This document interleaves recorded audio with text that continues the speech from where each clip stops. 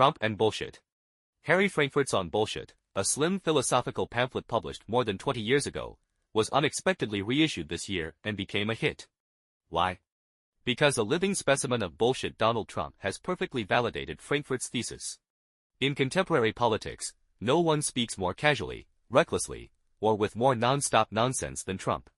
In On Bullshit, Frankfurt points out that the bullshitter does not care whether something is true or false, only whether it works. In this sense, Trump is not a liar in the traditional sense, but a highly developed bullshit politician.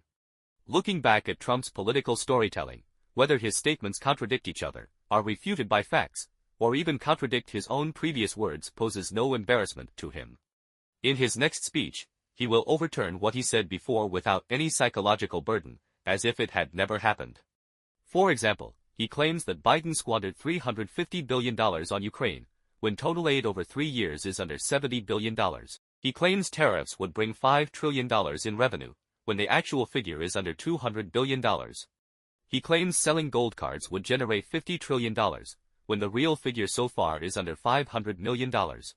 Trump's words are never meant to describe facts. They are meant to create atmosphere, release emotion, and force alignment.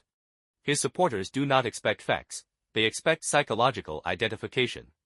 The defining features of Trump-style bullshit politics are threefold.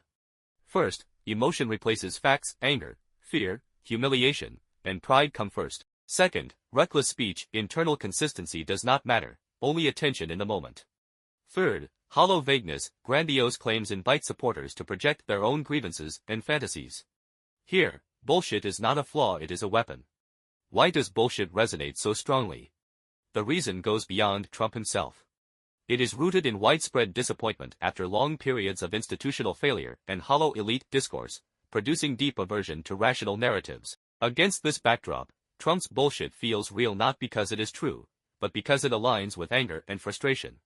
The MAGA movement's identification with Trump is, at its core, a collective emotional outburst and a form of revenge against elites.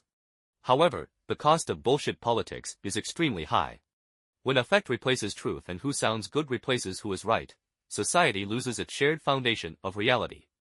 Groups retreat into separate narrative bubbles, unable to communicate, leaving only resentment and confrontation.